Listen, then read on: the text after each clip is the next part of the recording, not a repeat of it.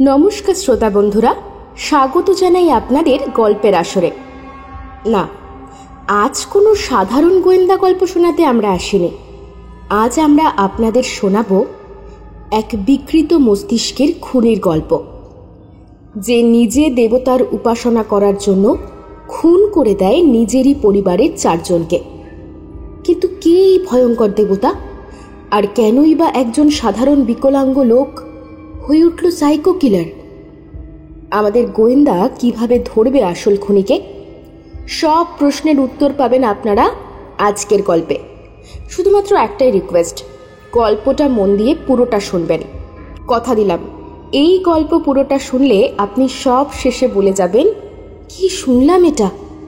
তবে শুরু করা যাক আমাদের আজকের নিবেদন, মৃত্যু খনন রহস্য। তথাপি সাদা ফ্যাটফ্যাটে জ্যোৎস্নার অন্তহীন নীরবতার মাঝে মৃত্যুর ডঙ্কা বাজিয়া ওঠে। আমি বিফল মনোরথে এক আকাশ বিষণ্ণতার মাঝে বসিয়া রই শুধু তারই আহ্বানের প্রতীক্ষায়। আমি যদি নরসিংহ হইতে পারিতাম, কিংবা অর্জুনের অন্তিম স্বর যাহা ভীষ্ম পিতামহের মৃত্যুর ইচ্ছাকে জাগ্রত করিয়াছিল, তবে হে পাণ্ডু, ইতিহাস বদলাইলেও বদলানো যাইত। মিস্টার মজুমদার, আপনার কাব্যচর্চা এবং সাহিত্যের জ্ঞান ভাণ্ডারকে আমি সম্মান জানাই, তবে আমি আসল সত্যিটা জানতে চাই। বলুন, সবটা খুলে বলুন। খুনগুলো আপনি করেছেন? আমি করেছি। আমি আমি আমি আমি করেছি নাকি ইতিহাসের রদবদল ঘটেছে? কুরুক্ষেত্রের যুদ্ধে যদি শ্রীকৃষ্ণ গোটা যুদ্ধের নিয়ন্ত্রণ পেতে পারে, যদি দূত সভায় শকুনি পাশা খেলায় পঞ্চ পাণ্ডবকে হারিয়ে হস্তিনাপুরের বিরাট সাম্রাজ্য তুলে দিতে পারে দুর্যোধনের হাতে, তাহলে আমার ক্ষেত্রে কেন কোনো তৃতীয় ব্যক্তির হস্তক্ষেপ থাকবে না? বলতে পারেন অফিসার? ওফ, সেই এক কথা। আইনি প্রমাণে বিশ্বাস করে মিস্টার মজুমদার, কাল্পনিক গাল গল্পে নয়। কাল্পনিক গল্প? হ্যাঁ হ্যাঁ, ধর্মের সাথে অধর্মের যুদ্ধকে আপনি কল্পনাপ্রসূত বলে মনে করেন? তাহলে তো বলতেই হয়, শ্রীকৃষ্ণের বাণী অনুযায়ী তিনি সবটা আগেই করে গেছেন। আমরা তো শুধুই নিমিত্ত মাত্র। আপনি ঠিক কি বলতে চাইছেন? আমি এটাই বলতে চাইছি অফিসার, একটা লোক যাকে আপনাদের ডাক্তারি পরিভাষায় একজন ফিজিক্যালি এবং মেন্টালি চ্যালেঞ্জ পেশেন্ট বলা হয়, সে কিভাবে নিজেরই পরিবারের প্রতিটি সদস্যকে নিজের হাতে খুন করবে? আমরা কিন্তু আপনি ছাড়া আর কোনো ব্যক্তির উপস্থিতির কোনো প্রমাণ পাইনি মিস্টার মজুমদার। আপনি নিজের হাতে আপনার মা, বাবা, স্ত্রী এবং পুত্রকে নিজের হাতে ধারালো কাটারির কোপ বসিয়ে খুন করেছেন। স্বীকার করুন। স্বীকার করলে আপনার সাজা কম করার ব্যবস্থা আমি করব। আমি হুইল চেয়ার ছেড়ে উঠতে পারি না অফিসার, নিজের হাতে খেতেও পারি না। ডান হাতটা কার্যত অকেজ, বাম হাত দিয়েই টুকিটাকি লেখার কাজটুকু করতাম। আমার স্ত্রী আমায় সাহায্য করত। আচ্ছা, আপনি বলতে পারেন আমি এই শরীর নিয়ে কিভাবে সকলকে খুন করব, আর কেনই বা করব? সেটাই তো জানতে চাইছি মিস্টার মজুমদার, খুনগুলো কেন করলেন? যদি বলি আমি না, সে করেছে, যদি বলি আমার পরিবারের প্রত্যেকে আমায় নিয়ে তুচ্ছ-তাচ্ছিল্য করত, আর তাই তাই তাই তাই তাই তাই তো। কথাটা বলতে বলতে কোনো এক অজানা কারণে থমকে গিয়ে সাদা রং করা দেওয়ালের দিকে এক দৃষ্টিতে তাকিয়ে রইল সমাপন মজুমদার। তার মাথাটা একদিকে হেলে রয়েছে। এতক্ষণ ধরে টানা কথোপকথন এবং লালবাজারের এই ইন্টারোগেশন ঘরে বসে থেকে বেশ ক্লান্ত সে। তবে দেওয়ালের দিকে যেভাবে সে তাকিয়ে রয়েছে, তাতে তার মানসিক অবস্থান নিয়ে লালবাজার ডিটেকটিভ ডিপার্টমেন্টের অফিসার কল্লোল গোস্বামী বেশ দ্বন্দ্বে পড়লেন। দেওয়ালে ফুটে উঠেছে এক দীর্ঘ কালো অবয়ব। তার মাথা সিলিংয়ে গিয়ে ঠেকেছে যেন। ঘরের উজ্জ্বল টিউবলাইটের আলো কোনো এক অজানা কারণে বার কয়েক দপদপ করে উঠল। ঘরের একপাশে সুদৃশ্য কাঁচ তুলে দেওয়া হয়েছে। দেওয়ালের জায়গায় জায়গায় ওয়্যার্ড অডিও মনিটরিংয়ের ব্যবস্থা রয়েছে, যদিও সেসব লোকচক্ষুর আড়ালে। ঘরের ওই প্রান্তে বসে রয়েছে লালবাজার থানার বড়বাবু, যাকে সকলে বিধুবাবু নামেই চেনে। তার সামনে তার সংযোগের মাধ্যমে সেন্ট্রাল কন্ট্রোল ডেস্কে ঘরের লুকোনো স্পিকারের আউটপুট দিচ্ছে। সব কথা তিনি মন দিয়ে শুনছিলেন এবং স্বীকারোক্তি হিসেবে রেকর্ডার মেশিনে রেকর্ডও করছিলেন। হঠাৎ আওয়াজ আসা বন্ধ হয়ে গেল। আগেকার সময় রেডিওতে সিগন্যাল না এলে যেভাবে ঝিরঝির আওয়াজ আসতো, খানিকটা তেমন আওয়াজ আসতে লাগলো। কি ব্যাপার মিস্টার বাগচি, কোনো সমস্যা হলো নাকি? জানি না, ঠিক বুঝতে পারছি না স্যার, মনে হচ্ছে টেকনিক্যাল ফল্ট। খানিক সময় পর ধীরে ধীরে আবারও স্পষ্ট কথা শোনা যেতে লাগল। কানে ভেসে আসছে সমাপনের উন্মাদগ্রস্ত সংলাপ। অফিসার, ওই যে চলে এসেছে, সে চলে এসেছে, প্রভু, আমার প্রভু। দেওয়ালের দিকে কৌতূহলী দৃষ্টি মেলে চাইলেন কল্লোলবাবু। না, সেখানে তো কিচ্ছু নেই, কিছুই তো চোখে পড়ছে না। ওই দিকে কি দেখছেন মিস্টার মজুমদার? আমার দিকে তাকিয়ে কথা বলুন। প্রভু এসেছেন অফিসার, প্রভু, উনি স্বয়ং দেখা দিয়েছেন যে। এখন ওনার দিক থেকে দৃষ্টি ফেরালে উনি যে কুপিত হবেন অফিসার। কেউ নেই ওখানে মিস্টার মজুমদার, সবটাই আপনার কল্পনাপ্রসূত চোখের ভুল। না না অফিসার, একদম না, নইলে ও আপনাকেও মেরে ফেলবে। হ্যাঁ, মেরে ফেলবে। ঠিক যেভাবে আপনি আপনার গোটা পরিবারকে শেষ করেছিলেন সেইভাবে, তাই তো? বারবার সেই একই কথা, অসহ্য লাগছে। শুনুন অফিসার, তাদের আমি মারিনি, শুধু দেহের খোলসটুকু বদলেছি। হ্যাঁ, শুধু খোলসটুকুর বদল ঘটেছে মাত্র। তারা যে মৃত, সেই কথা আপনাকে কে বলল? হ্যাঁ, অযথা আবোল তাবোল বকে আমার সময় নষ্ট করবেন না মিস্টার মজুমদার। আপনার বাড়ি থেকে 4-4টে মৃত গলিত শবদেহ আমরা উদ্ধার করেছি। বেশ কয়েক মাস ধরে আপনাদের পাড়া প্রতিবেশীরা আপনি বাদে বাড়ির আর কাউকে দেখতে না পেয়ে তাদের মনে সন্দেহ জেগেছিল। আপনাকে জিজ্ঞেস করায় আপনি বলেছিলেন তারা নাকি তীর্থে গিয়েছে, কিন্তু ঘরে এমন একজন অসুস্থ ব্যক্তি থাকার পরেও তাকে একা ছেড়ে যায় কি করে? সন্দেহ জাগলেও প্রমাণ ছিল না মোটে। এরপর একদিন ঘরের ভেতর থেকে উৎকট বাসি মরা পচা গন্ধ আসায় তারা পুলিশ স্টেশন এবং মিউনিসিপ্যালিটিকে খবর দেয়। এর পরের ঘটনা আপনার জানা মিস্টার মজুমদার। লাশগুলোর পোস্টমর্টেম রিপোর্ট আমাদের হাতে এসেছে, যেখানে স্পষ্টভাবে মৃত্যুর কারণ হিসাবে উল্লেখ করা হয়েছে যে তাদের শরীরে আপনি, হ্যাঁ আপনি একাধিকবার ধারালো কাটারি দিয়ে কোপ মেরেছিলেন। কেন কেন মিস্টার মজুমদার, কেন? আমি আগেও বলেছি, আবারও বলছি, আমরা সবাই এই মহাবিশ্বের এক একটি মৃত চরিত্র মাত্র। সবই যে আমার প্রভু লীলা অফিসার। আমি একা নই, বরং আপনি যা দেখছেন সবটাই মায়া। যা আপনার চোখে পড়ছে না সেটাই আসল সত্যি। তারা মারা যায়নি অফিসার, শুধু পোশাক বদলেছে। তাই?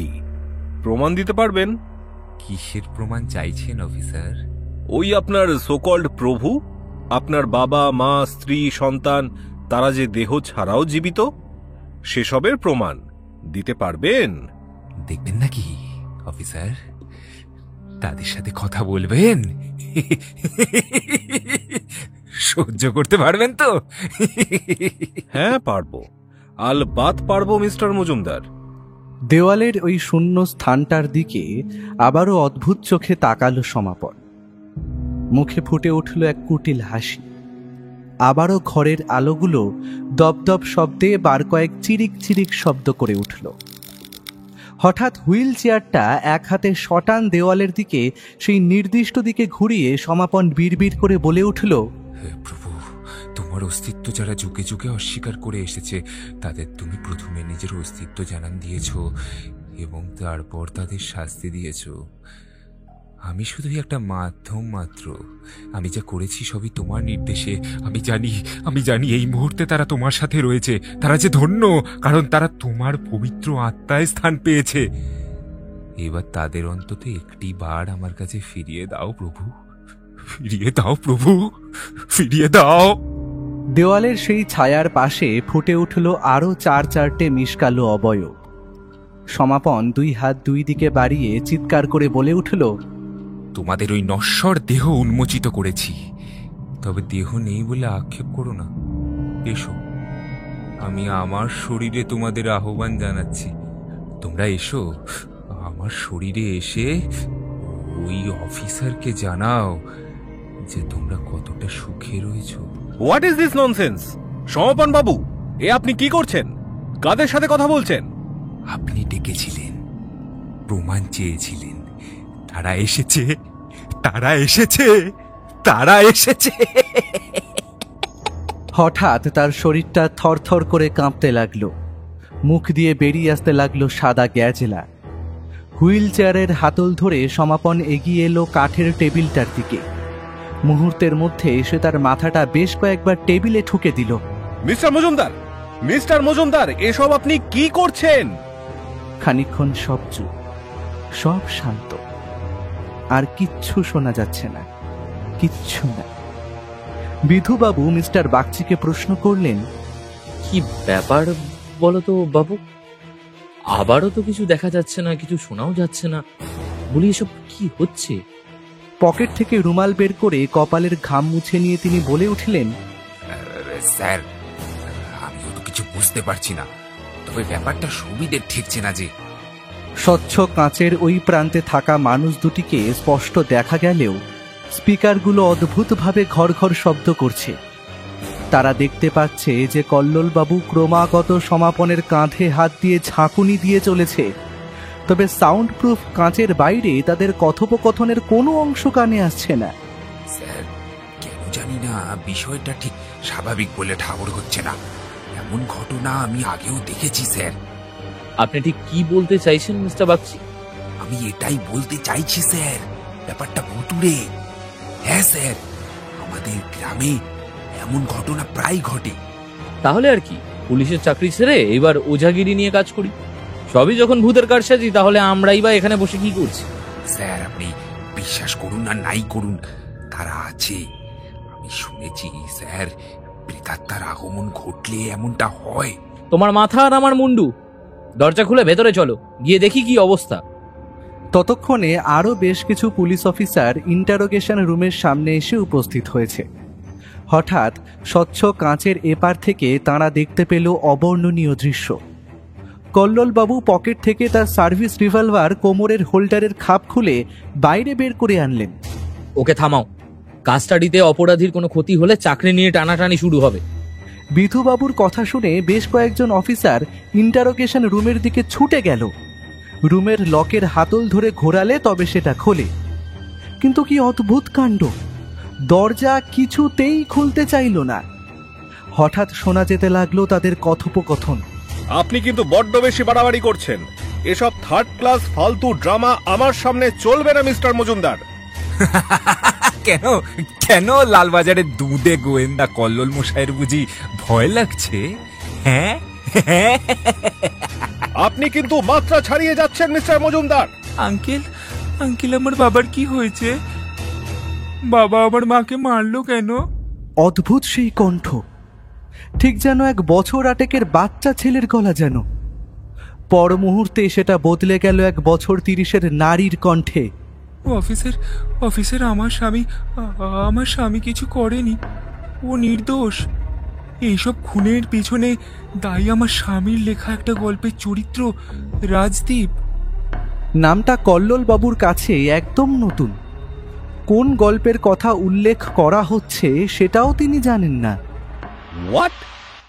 কি যা নয় তাই বলে চলেছেন? এই জঘন্য খেলাটা বন্ধ না করলে কিন্তু আমি আপনার মাথার খুলি উড়িয়ে দেব। রিভলভারের নলটা সমাপনের কপালে চেপে ধরতেই হঠাৎ সেই গলা বদলে হয়ে গেল 1 বছর 50-এর বৃদ্ধার। বাবা, ওর যে কোনো দোষ নেই বাবা, এই সব কিছুর জন্য রাজদীপ দায়ী। আমার ছেলের মধ্যে এক অদ্ভুত ক্ষমতা রয়েছে। ওর লেখা গল্পের প্রতিটি ঘটনা চরিত্র কেমন ভাবে যেন জীবন্ত হয়ে ওঠে। ওফ, অসহ্য অসহ্য! থামুন থামুন, চুপ করুন, আমি আর সহ্য করতে পারছি না। ঈশ্বরের দোহাই, আপনি চুপ করুন, দয়া করে চুপ করুন। আপনাকে যে শুনতেই হবে কল্লোল বাবু, নইলে সত্য উদ্ঘাটন করবেন কিভাবে? শুনুন শুনুন সেই ঘটনা। এইবারের গলাটা আলাদা, এতক্ষণ ধরে শোনা সকলের চেয়ে আলাদা, বেশ ভারী এবং কর্কশ। ধীরে ধীরে সে বলে চলল এক মর্মান্তিক ঘটনার ইতিবৃত্ত।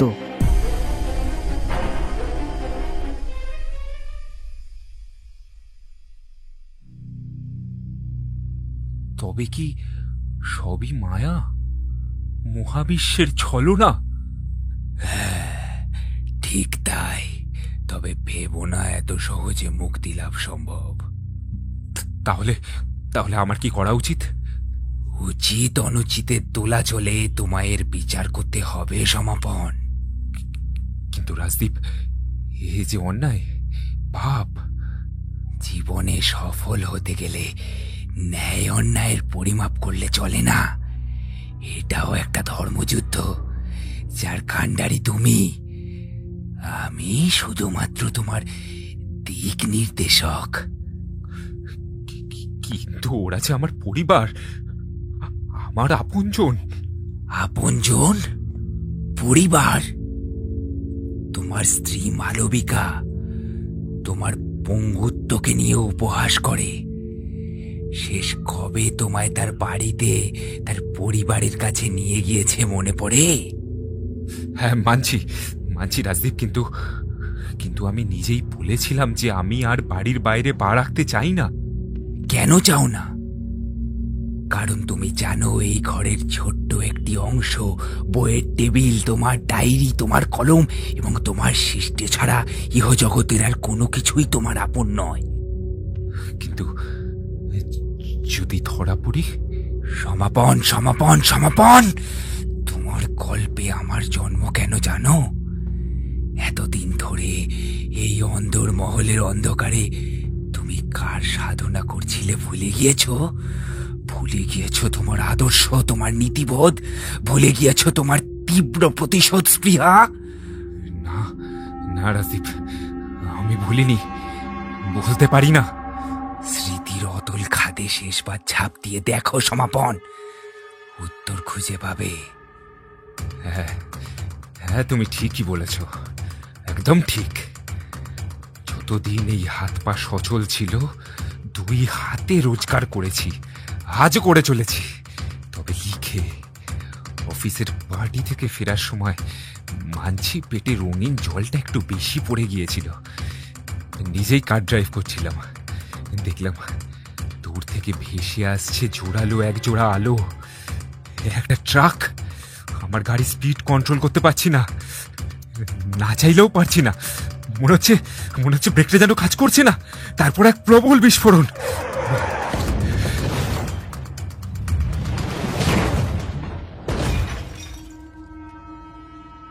যদি বলি সমাপন ব্রেক কাজ করছিল না কারণ ব্রেকের তার কেউ সযত্নে কেটে দিয়েছিল। কে কে কেটেছিল রাজদীপ? তুমি তাকে চেনো না বুঝি?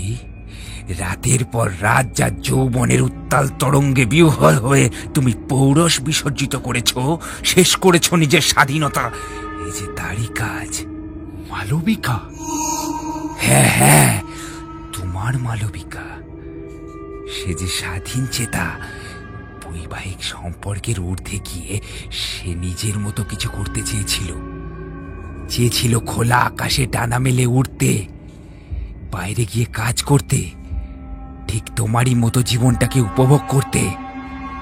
আর তাই তো তোমায় পথ থেকে সরাতে চেয়েছিল। হ্যাঁ তাই তো, আমি আমার এই গল্পে ঠিক এমনটাই যে লিখেছি। তুমি লিখেছ সমাপন কারণ শয়তান তোমায় দিয়ে লেখাতে চেয়েছিল। তোমার মা, বাবা, এমনকি ছেলের কাছেও তুমি বোঝা। আর তাই তাদের এক এক করে শেষ করে দিতে হবে যে। কিন্তু কিন্তু আমি যে শারীরিকভাবে অক্ষম। আমি মানে কিভাবে? এতগুলো বছর ধরে এত বই পড়ে নানান বিধি করে শয়তানকে আমন্ত্রণ জানালে, অথচ তাকেই ভুলে গেলে। ডাকো, তাকে আমন্ত্রণ জানাও। সে আসবে, আসবেই, সে আসবেই। তোমার গল্পে যে আমিও তাকে ডেকেছিলাম, মনে পড়ে? হ্যাঁ হ্যাঁ, আমার সব মনে আছে, সব সব সব মনে আছে। তাহলে আর দেরি কিসের? তাকে ডাকো।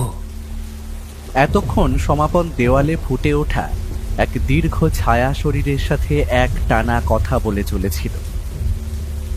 বাইরে প্রবল বেগে বৃষ্টি শুরু হয়েছে। ঘন ঘন বজ্রপাতে কান পাতা দায়। শেক্সপিয়ার কলোনির এই ইট বের করা প্রাচীন বাড়িটার দেওয়ালে ঝুলতে থাকা গ্র্যান্ডফাদার ক্লকে ঢং ঢং করে রাত 12টার ঘণ্টা বাজতেই শোনা গেল সমাপনের স্টাডি রুম থেকে এক গমগমে মন্ত্রোচ্চারণের শব্দ। কোনো এক অজানা ভাষায় মন্ত্র পাঠ করে চলেছে সে। ঠিক সেই মুহূর্তে একটা বাজ বাড়ির ছাদে আছড়ে পড়ল। দেখা গেল আগাগোড়া কালো বর্ষাতিতে মোড়া এক দীর্ঘ কালো অবয়ব। ছাদের দরজাটা আলগোছে খুলে যেতে এক রাশ ঠান্ডা চলো বাতাস এসে ঘরে প্রবেশ করল। সিঁড়ির ওপর শোনা গেল পায়ের জুতোর মচমচ শব্দ। দেওয়াল জুড়ে যে সুদীর্ঘ প্রতিফলন ফুটে উঠেছে, চাপা অথচ কর্কশ কণ্ঠে সে হিসিয়ে বলে উঠল, এসে গেছে সমাপন, প্রভু এসে গেছেন। তিনি ভক্তের অনুরোধ কি ফেলতে পারেন? এইবার জমবে আসল খেলা। ভারী মজাদার খেলা। সমাপন, তুমি এখনো লিখছো? আরে রাত কটা বাজে খেয়াল আছে? হ্যাঁ, হঠাৎ করে বাজ পড়ায় ঘুমটা ভেঙে গেল। দেখি পাশে তাকিয়ে তুমি নেই। কখন যে বিছানা ছেড়ে উঠে নিজেই হুইল চেয়ার চালিয়ে স্টাডি রুমে চলে এসে তো খেয়ালই করিনি আমি। খেয়াল কি করে করবে মালবিকা? স্বেচ্ছাচারী নারীরা সতী সাজার অভিনয় করতে পারে মাত্র, কিন্তু প্রকৃত সতী কি হতে পারে? রাজদীপ, ওই রাজদীপ আমার একমাত্র বন্ধু, আমার একান্ত আপন। রাজদীপ মানে তোমার সেই অন্ধকারের শক্তিশাল গল্পের রাজদীপ, যে কিনা তোমারই মতো এক চরিত্র? হ্যাঁ, যে নিজের অবসেশন, ওভার পজেসিভনেস আর ইনসিকিউরিটির কারণে এক বিরল মানসিক রোগে আক্রান্ত হয়ে শয়তানকে স্মরণ করে তার গোটা পরিবারকে নিজের হাতে শেষ করেছিল। সেই হ্যাঁ হ্যাঁ হ্যাঁ, ঠিক তাই। সে যা করেছে বেশ করেছে। সে একা রাজার মতো বাঁচতে চেয়েছে। তবে চিন্তা করো না, সে আমায় আমার প্রভুকে স্মরণ করতে আহ্বান জানিয়েছে। আজ তিনি তোমাদের মুক্তি দেবেন। ঠিক সেই সময় মা মা বলতে বলতে একটা বছর 7-এর বাচ্চা ছেলে এসে হাজির হল। বাহ, এই তো কমলাক্ষ, ময়ের দোসর, সালাম মরার জন্য ঠিক চলে এসেছে। সমাপন, আমার কথা না হয় ছেড়েই দাও তুমি। তাই বলে নিজের ছেলেরও এইভাবে মৃত্যু কামনা করছো? হ্যাঁ, সব দোষ ওই বইগুলোর। যবে থেকে তুমি সেই প্রাচীন মিশরীয় সভ্যতার কালো জাদু এবং তন্ত্রের বইগুলো কিনে এনেছো, তবে থেকে তোমার মাথার বিভ্রতি হয়েছে। আমার প্রভুকে অবজ্ঞা করার দুঃসাহস তোমার হয় কি করে মালবিকা? উন্মাদ, উন্মাদ তুমি। তোমাকে পাগলা গারদে রাখা উচিত, তাও পায়ের শিকল বেঁধে। সেটাই তো তুমি চাও, যাতে তুমি তোমার ছেলে বন্ধুদের সাথে ফুর্তি করতে পারো। মুখ সামলে সমাপন, ধৈর্যের একটা সীমা আছে। হঠাৎ এক দীর্ঘ ছায়ায় অবয়ব যেন মাটি ফুঁড়ে মালবিকার ঠিক পেছনে এসে দাঁড়ালো। সমাপন উত্তেজিত হয়ে কাঁপতে কাঁপতে মাটিতে শুয়ে 2 হাত জড়ো করে বিড়বিড় করতে করতে বলে উঠল, প্রভু, আপনি এসেছেন প্রভু। আমি জানতাম আপনি আসবেন। সমাপন, তোমার এমন গলা তো আগে শুনিনি। সমাপন নয়, আমি রাজদীপ। এইবার শুরু হবে মৃত্যুর তাণ্ডব। তোমাদের সকলের মৃত্যুর ঘটনা বেজে গিয়েছে। আবারও সেই সমাপনের মুখ দিয়ে এক অচেনা গলায় সেই শব্দ বেরিয়ে আসা মাত্র হঠাৎ পেছন থেকে দুটো কালো হাতের থাবা মালবিকার গলার কাছে নেমে এলো। এক হাতে গলা চেপে ধরে অন্য হাতটা কালো বর্ষাতির পকেটে গলিয়ে টেনে বের করে আনলো একটি ধারালো ঘাস কাটার কাটারি। মুহূর্তের মধ্যে মালবিকা কোনো কিছু বুঝে ওঠার আগেই সেটি তার গলার কণ্ঠনালী লক্ষ্য করে চালিয়ে দিল সে। মালবিকার মুখ দিয়ে অস্ফুটে বেরিয়ে এলো আর্তনাদ। দুই হাতে গলা চেপে ধরে ধীরে ধীরে ঘাড় ঘোরালো সে। রক্তাক্ত হাত দিয়ে কার যেন মুখ স্পর্শ করলো। মুখ দিয়ে বেরিয়ে এলো কয়েকটি কথা। কি আপনি আপনি ব্যাস এতটাই। এরপর তার শরীরটা থপ করে মাটিতে আছড়ে পড়ল। কমলাক্ষ মা মা বলতে বলতে মালবিকার দিকে এগিয়ে আসতেই সমাপন মাটিতে শরীরটা ঘষ্টাতে ঘষ্টাতে তার দিকে এগিয়ে এলো।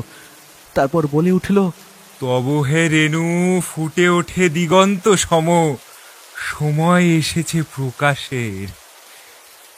প্রভু, আপনি যদি চান তাহলে তাই সই। বাবা বাবা, মায়ের কি হয়েছে? মা কথা বলছে না কেন? বাবা? হ্যাঁ, বাবা।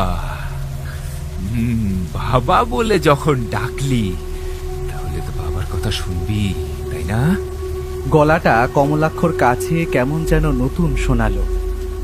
চেনা অবয়ব, অথচ স্পর্শে, কণ্ঠে, অনুভূতিতে পিতৃসত্তা মোটেই খুঁজে পেল না সে। তবুও মানুষটা তো চেনা। হ্যাঁ, শুনবো বাবা। মায়ের কাছে যাবি? মা কোথায় গেছে? মা তো এইখানেই তো রয়েছে। বাবা কমলাক্ষ, তোর মা যে পোশাক বদলেছে, ওর আত্মা স্বয়ং প্রভুর কাছে।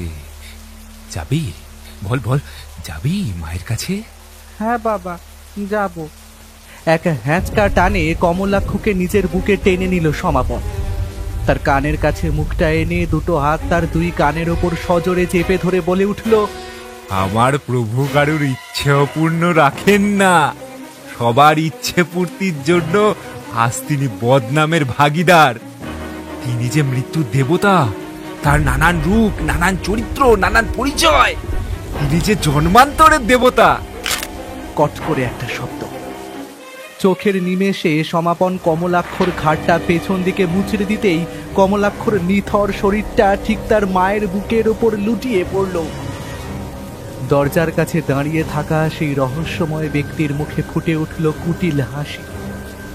ধীরে ধীরে সে এগিয়ে গেল সেই ঘরটির দিকে, যেখানে পরম নিশ্চিন্তে ঘুমিয়ে রয়েছেন সমাপনের বাবা এবং মা।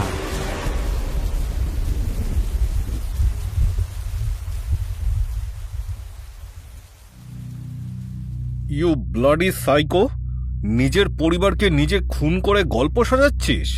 আমি তোকে এখানেই শেষ করে দেবো স্কাউন্ড্রেল। কপালের ঠিক মাঝে বন্দুকের নল ঠেকিয়ে সেফটি লক খুলে দিলেন কল্লোল বাবু। তার মাথা বেয়ে টপ টপ করে ঝরে পড়ছে ঘাম।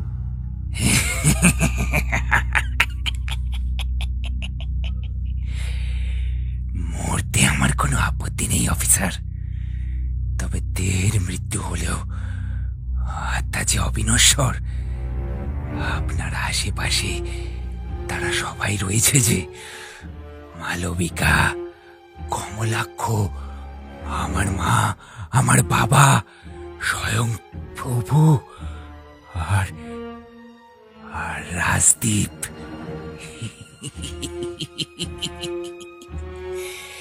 আমি খোলস ছাড়লেও সে তো রয়ে যাবে। তাকে মারবেন কিভাবে? হ্যাঁ,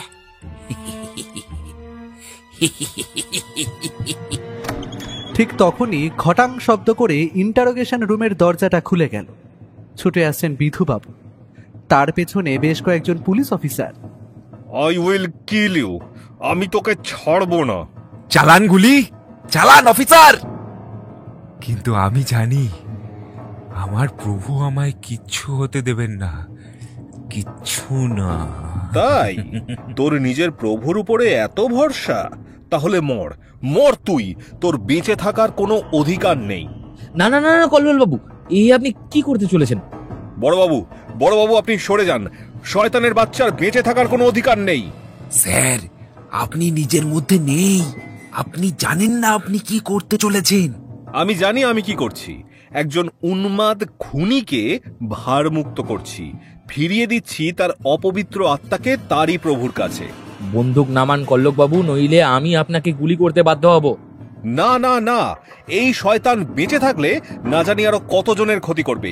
এ কোনো সাধারণ মানুষ নয়, স্বয়ং শয়তানের অবতার। এতগুলো খুন করেও কিভাবে নিষ্পলক চোখে চেয়ে রয়েছে। আমি একে ছাড়বো না। মুহূর্তের মধ্যে ট্রিগার টেনে দিলেন কল্লোল বাবু, আর ঠিক সেই মুহূর্তে গর্জে উঠল বিধুবাবুর সার্ভিস রিভলভার। পরপর দুটো ফায়ারিং এর শব্দের ব্যবধানে শোনা গেল সমাপনের দম ফাটা হাসি, এক ঝাঁক সাদা ধোয়া, আর তারপরে সব শান্ত।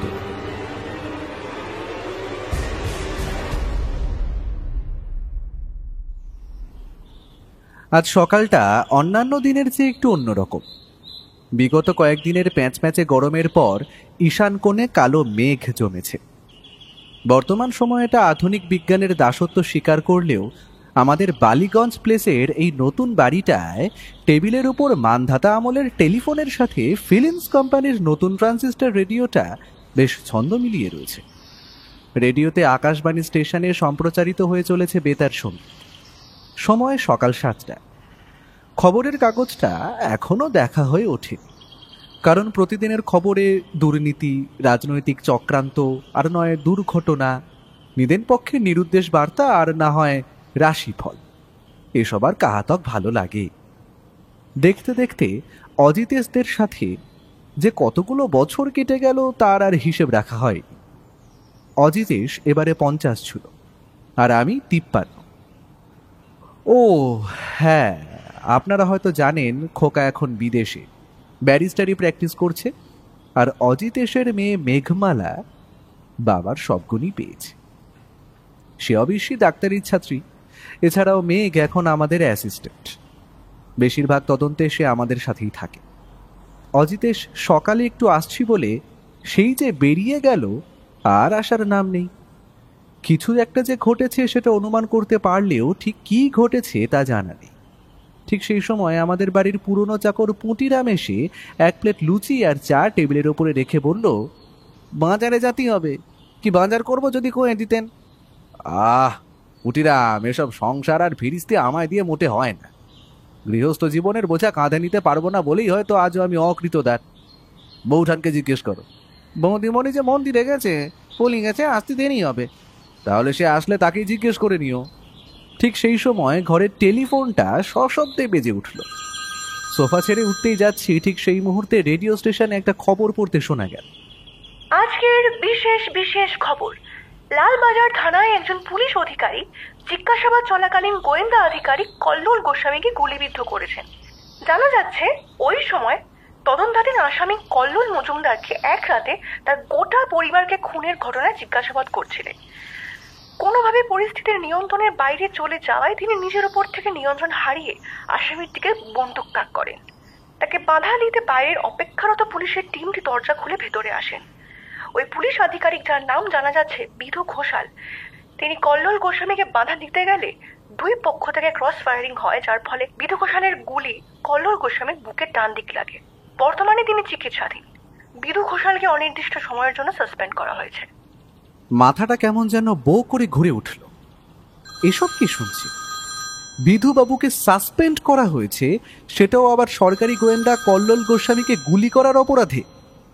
মাথার ওপর ফ্যানটা তখনও বনবন শব্দে ঘুরে চলেছে। টেবিলের ওপর থেকে খবরের কাগজটা পথ শব্দে উঠতে উঠতে মাটিতে এসে পড়ল। একটা বিশেষ পাতা চোখে পড়ছে। না, পাতাটা ঠিক বিশেষ না, বরং খবরের শিরোনাম সেই পাতাকে বিশেষ করে তুলেছে। শেক্সপিয়ার কলোনির মৃত্যু রহস্য, মৃতের সাথে দীর্ঘ সহবাস। সবটাই কি ভৌতিক, নাকি এর পেছনে লুকিয়ে রয়েছে গভীর রহস্য? ঘটনার বিহবলতায় এতক্ষণ আমি কিংকর্তব্য বিমূঢ় হয়ে একই জায়গায় ঠায় দাঁড়িয়েছিলাম। এইবার ফোনের দিকে ছুটে গেলাম। শেষ রিং বাজার সাথে সাথে ফোনের রিসিভার কানে তুলে নিলাম। হ্যালো, কে বলছেন? অজিতেশ বক্সি বলছেন? না, উনি তো বাড়ি নেই। আমি অমরজিৎ বলছি, অজিতেশের বন্ধু, সহকারীও বলতে পারে। বেশ বেশ, আসলে আমি ওনার সাহায্য প্রার্থী। বিষয়টি ঠিক কি না বললে আমি অজিতেশকে জানাবো কিভাবে? তাছাড়া আপনি তো এখনো নিজের পরিচয়টাও দিলেন না। Sorry, extremely sorry. আমি ডাক্তার দিবাকর মল্লিক বলছি। আমি ডায়েরি আর পেনটা টেবিল থেকে তুলে নিলাম। হ্যাঁ বলুন। উনি তো এই মুহূর্তে নেই। আমি আপনার বলা সমস্ত তথ্য নথিভুক্ত করে নেব। ও ফিরে এলে সবটা তাকে জানাবো। আমার সমস্যাগুলো আপনাকে বলা উচিত হবে কিনা সেটাই বিচার্য। আসলে বিষয়টা হাইলি কনফিডেন্সিয়াল। আপনি নিশ্চিন্ত থাকতে পারেন ডাক্তার মল্লিক। না, মানে আসলে সমস্যাটা আমার নয়, আমার এক পেশেন্টের। কি নাম আপনার পেশেন্টের? সমাপন মজুমদার। নামটা তৎক্ষণাৎ ডায়েরিতে টুকে নিয়ে ডাক্তার মল্লিককে আবারও প্রশ্ন করলাম, আচ্ছা তাহলে সমস্যাটা যখন ওনার, উনি কোথায়, আর উনি আপনার কাছে কিসের ট্রিটমেন্ট করান?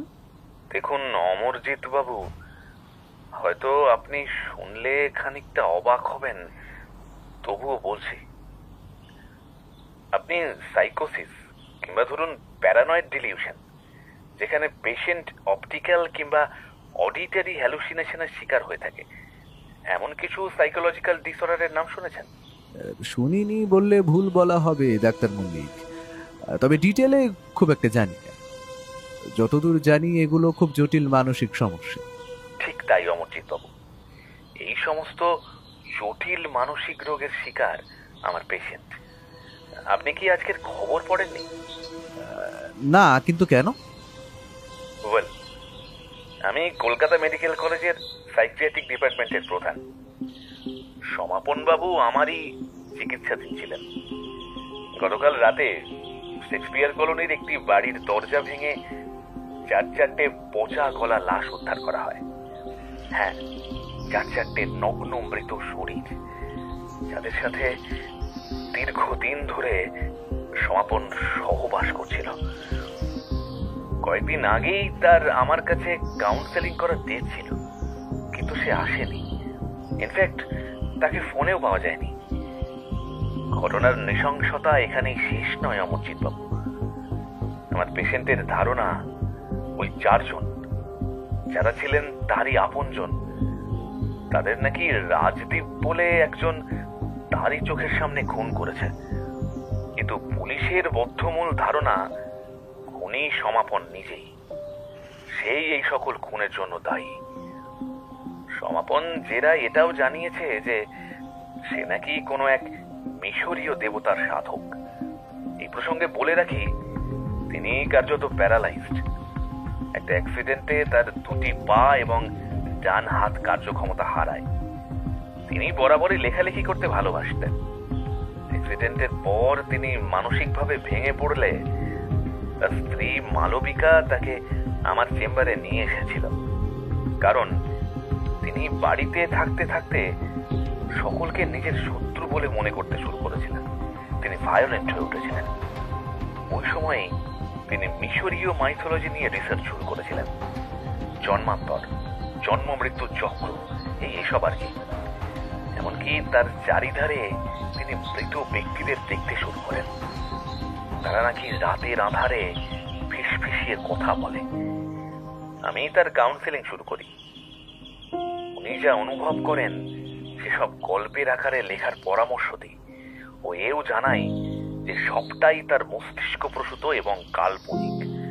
কিন্তু কিন্তু এই সত্তাকে ধ্বংসের কাজে না লাগিয়ে সৃষ্টির কাজে লাগাক। তিনি আমার কথা রেখেছিলেন।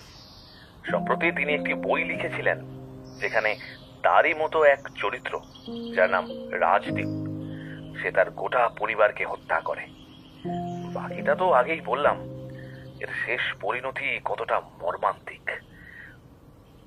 আচ্ছা, সরকারি গোয়েন্দা কি সমাপান বাবুকে জিজ্ঞাসাবাদ করার সময় কোনোভাবে নিজের ওপর থেকে নিয়ন্ত্রণ হারিয়ে তার উপর বন্দুক তাক করেছিল? তাকে বাধা দিতে গিয়েই আজ বিধুবাবু সাসপেন্ড হয়েছেন। হ্যালো অমরজিৎ বাবু, হ্যালো হ্যালো, আপনি শুনতে পাচ্ছেন? হ্যাঁ হ্যাঁ হ্যাঁ ডাক্তার মল্লিক, আপনি বলতে থাকুন, আমি শুনছি। অমরজিৎ বাবু, আমার পেশেন্ট সমাপন মজুমদার, উনি তার গোটা পরিবারকে হারিয়েছেন।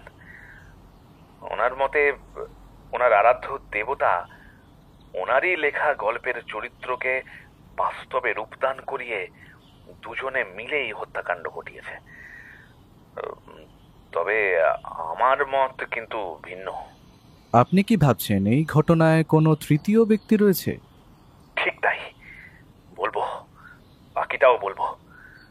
আপনি যদি বলেন অজিতেশ বাবুকে ঠিক কোন সময় পাওয়া যাবে, তাহলে আমি গিয়ে বাকি কথা সারতে পারতাম। অনেকে তো এই ঘটনা ভৌতিক বলেও কুৎসা রটাচ্ছে। তাদের মতে সমাপন ওয়াজ পসেসড। বুঝলাম।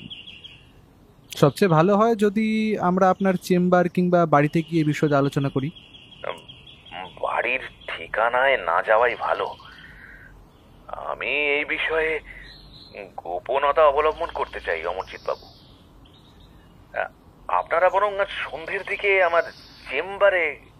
আচ্ছা, একটা প্রশ্ন আমার মনে কৌতূহলের উদ্রেক ঘটাচ্ছে ডাক্তার মল্লিক। আপনি কেন ওনার হয়ে অজিতেশের সাহায্য চাইছেন? কারণ একটাই, উনি আমার কাছে দীর্ঘদিন ধরে ট্রিটমেন্ট নিচ্ছিলেন। এই মুহূর্তে দাঁড়িয়ে আমি ছাড়া ওনার আর কেউ শুভাকাঙ্ক্ষী নেই। আত্মীয় বলতে তার জেঠুর ছেলে, যিনি স্ত্রী আর কন্যাকে নিয়ে রাজারহাটে রয়েছেন। তবে শুনেছি পুলিশের কাছে বয়ানে তিনি সমাপন বাবুকেই দোষী বলে ঠাউরাছেন। এদিকে পুলিশ ওই বাড়িতে তৃতীয় কোনো ব্যক্তির উপস্থিতির কোনো প্রমাণ পায়নি। হ্যাঁ, আচ্ছা, অজিতেশ আসলে আমি ওকে জানাচ্ছি, তারপর বরং আপনার চেম্বারে যাচ্ছি। উফ, কি ভয়ঙ্কর দৃশ্য কাকাবাবু! এমন ভয়াবহ বিভৎসতা আমি আমি আগে দেখিনি। ফোনের রিসিভার নিচে নামাতেই কথাগুলো বলতে বলতে খোলা দরজা দিয়ে ভেতরে ঢুকে এলো মেঘমালা। কেন? লাশগুলোর চোখের মনি, বুক, পেট জুড়ে ঠিক ঠিক করছে কালো পোকা। কঙ্কালের উপর চামড়াটা কোনো মতে লাগানো ছিল, কয়েক জায়গায় মাংস পচে পুরো নীল হয়ে গিয়েছিল। উফ, আমার একটা বন্ধু তো অজ্ঞানী হয়ে গেল। এতটা বলে টেবিলের ওপর থেকে জলের গ্লাসটায় চুমুক দিয়ে ঢকঢক করে খানিকটা জল গলায় ঠেলে নিল মেঘমালা। আমি হেসে বললাম, ওই 4টে ডেড বডি সমাপন মজুমদারের পরিবারের লোকের, তাই তো? কাকাবাবু, আপনি কিভাবে? এত বছর ধরে সত্যান্বেষীর সহকারী, এইটুকু খবর তো আমার কাছেও থাকে। আজকের খবরের কাগজে খবরটা বেরিয়েছে, সেখানেই পড়ে তুমি বুঝি 2 2 4 করলে ভাবে? না না, খবরের কাগজ আর পড়া হয়নি। তবে কলকাতা মেডিকেল কলেজের মানসিক রোগ বিশেষজ্ঞ ডক্টর মল্লিক কল করেছিলেন। আসলে উনি তোমার বাবার সাহায্য প্রার্থী। কি বললেন উনি? তাছাড়া বাবা কোথায়? এই তো বেশ অনেকক্ষণ আগে একটু আসছি বলে সেই যে বেরিয়ে গেল, তারপর তো আর বাবুর কোনো পাত্তাই নেই। জানেন কাকাবাবু, সমাপন বাবুর স্ত্রী এবং তার বাবা মায়ের গলার নলি কাটারি দিয়ে চিরে দেওয়া হয়েছিল। তবে বছর 7 বাচ্চা ছেলেটার মৃত্যু আরো মর্মান্তিক। তার মাথাটা কেউ যেন সজোরে মুচড়ে পেছন দিকে একেবারে বেঁকে দিয়েছে। এই 4টে লাশের সাথে সমাপন কতদিন ছিল? স্যারের মতে খুনটা হয়েছে খুব সম্ভবত 1 মাস আগে। তাহলে তো একটা প্রশ্ন থেকেই যায় মাই ডিয়ার ওয়াটসন, একটা পঙ্গু লোক এই 1 মাস ধরে কি খেয়ে কাটিয়েছে? খুন কিভাবে হয়েছে, কে করেছে, সেসব না হয় ছেড়েই দিলাম, যে নিজের হাতে ভালোভাবে খেতে অবধি পারে না, রান্না করা তো দূর থাক, সে এতদিনে কি বাতাস খেয়ে কাটিয়েছিল? প্রশ্নটা ভেসে এলো দরজার ওই প্রান্তে দাঁড়িয়ে থাকা এক ব্যক্তির মুখ থেকে। তার হাতে কাগজে মোড়ানো একটা বই। বলাই বাহুল্য, এ যে আমাদের সত্যান্বেষী। আমি কৌতূহলী হয়ে প্রশ্ন করলাম, কি ব্যাপার মিস্টার হোমস, কোথা থেকে আগমন? পায়ের জুতো জোড়া ছেড়ে ঘরে ঢুকে শটান আমার দিকে বইটা বাড়িয়ে দিয়ে বলল, এক রাতের মধ্যে বইটা পড়ে শেষ করে গল্পটাতে কি কি অস্বাভাবিকতা রয়েছে বলতে পারলে তোমার জন্য একটা বিশেষ পুরস্কার রয়েছে। তুমি কি এই বইটা কিনতে গিয়েছিলে? হ্যাঁ। বাবা, চা খাবে? তা একটু হলে তো মন্দ হয় না রে মা। মেঘমালা রান্নাঘরের দিকে পা বাড়ালে আমি কাগজের মোড়ক থেকে বইটি বের করে আনলাম। খাসা প্রচ্ছদ, অলঙ্করণও চোখে পড়ার মতো। সবচেয়ে অদ্ভুত তার প্রচ্ছদ অঙ্কন। অবাক হয়ে কি দেখছো ভাইয়া? বইটির কভার ডিজাইন বড় অদ্ভুত, তাই না? হ্যাঁ, অদ্ভুত তো বটে, তার চেয়েও অদ্ভুত এই বইটার নাম, অন্ধকারের শক্তিশীল। আচ্ছা, বইটার কভার দেখে কিছু বুঝতে পারছো? একরাশ কালো মেঘ, সেই মেঘের আড়ালে উঁকি মারছে এক আবছায়ায় অবয়ব। মুখটা বড় অদ্ভুত। মাথার ওপর ওটি সম্ভবত রাজমুকুটের মতো কিছু একটা, তবে ঠিক স্পষ্ট নয়। চোখ দুটো ইটভাটার মতো নিভু নিভু আগুনের মতো দপদপ করে জ্বলছে। অজিতেশ মেঘের আড়ালে যে রয়েছে তার মুখের অবয়ব কোনো মানুষের তো মোটেই নয়, ছুচলো চোঙার মতো, ঠিক যেন হিংস্র নেকড়ে, কুকুর কিংবা শিয়ালের মতো, তাই না ভাইয়া? হ্যাঁ, তেমনটাই তো মনে হচ্ছে। আকাশের নিচে একটা বাড়ি, বাড়ির ছাদ নেই, ভেতরটা স্পষ্ট দেখা যাচ্ছে। সবচেয়ে অদ্ভুত, সেই বাড়ির মেঝে জুড়ে বয়ে চলেছে রক্ত। একটা লোক দুই হাত মাথার উপর তুলে আকাশের দিকে চেয়ে রয়েছে। প্রচ্ছদ যত অদ্ভুত, তার চেয়েও অদ্ভুত এই বইয়ের গল্প, যার সঙ্গে জড়িয়ে রয়েছে চারটি খুনের রহস্য। তার মানে তুমি সাত সকালে শেক্সপিয়ার কলোনির ওই 4টে খুনের তদন্ত করতে গিয়েছিলে? আগে না, গেছিলাম এক অভিযুক্তকে নির্দোষ প্রমাণিত করতে। কে, সমাপন মজুমদার? না ভাইয়া, বিধুবাবু। কল্লোলবাবুকেও হাসপাতালে দেখে এলাম, উনি এখন সুস্থ রয়েছেন। যতই হোক, বড়বাবুর বন্দুকের নল ওনাকে স্পর্শ করেছে, গুলি ডান দিকের বুকে লেগেছে। সমাপনকে ইন্টারোগেট করার সময় এমন বিপত্তি, সেই অভিযোগে বিধুবাবুকে সাসপেন্ড করা হয়েছে। এদিকে কল্লোলবাবু নিজেও চিকিৎসাধীন, তাই কেসের চার্জশিট লালবাজার থানার সেকেন্ড অফিসার বাক্সিকে হ্যান্ডওভার করা হয়েছে, অন্তত যতদিন না কল্লোল গোস্বামী সুস্থ হয়ে আবার ফিরতে পারছেন। সেসব তো বুঝলাম, কিন্তু সাত সকালে এত খবর পেলে কি করে? খবরের কাগজ পড়ে? তুমি আজকের খবরটা পড়েছিলে বন্ধু? না, তবে আজ রেডিওতে বিধুবাবুর সাসপেনশনের খবরটা শুনলাম। তারপর যা সব একের পর এক ঘটে চলেছে, খবরের কাগজ আর পড়ার সময় পেলাম কখন। তবে হ্যাঁ, গোটা কেস হিস্ট্রি আমি জেনেছি আরও একজনের মুখ থেকে। কে? ডক্টর দিবাকর মল্লিক। আজ সন্ধ্যায় ওনার সাথে অ্যাপয়েন্টমেন্ট রয়েছে। কলকাতা মেডিকেল কলেজে সাইকিয়াট্রিক ডিপার্টমেন্টের তিনি এইচওডি। আমার এগিয়ে দেওয়া ডায়েরির পাতার দিকে মনোনিবেশ করতে করতে অজিতেশ একবার চোখ তুলে আমার হাতে ধরে থাকা বইটির দিকে চাইল। এরপর অদ্ভুতভাবে মুচকি হেসে বলল, শেয়াল পণ্ডিত নাকি শেয়াল দেবতা? মেঘের আড়ালে মেঘনাদ নাকি লক্ষণের শক্তিশাল, কোনটা সত্যি? অন্ধকার নাকি এক ছিলতে আলো? তুমি ঠিক কি বলতে চাইছো বুঝতে পারছি না। বুঝবে বন্ধু, বুঝবে, সব বুঝবে।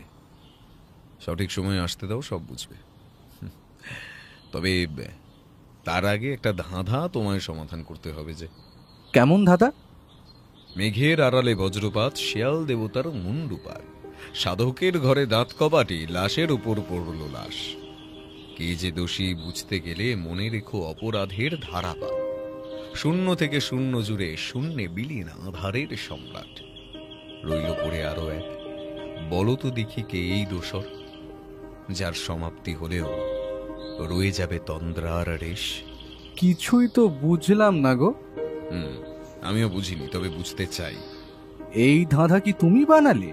না, বইয়ের 60 নম্বর পাতা খোলো, ওতেই পাবে। তার মানে বাড়ি আসার পথে তুমি বইটি পড়েছো, তাই তো?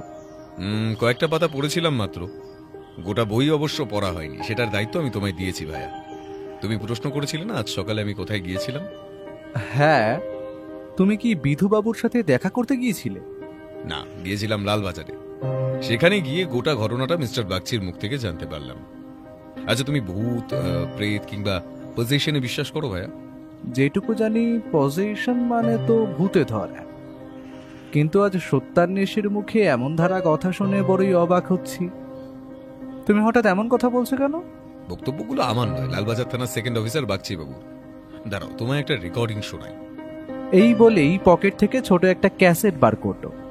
তারপর ওর ছোট টেপ রেকর্ডারের ভেতর ক্যাসেটটাকে ভরে প্লে করলো।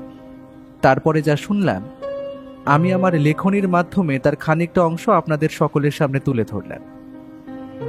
বলুন, স্বীকার করুন, খুনগুলো আপনি করেছেন সমাপন বাবু।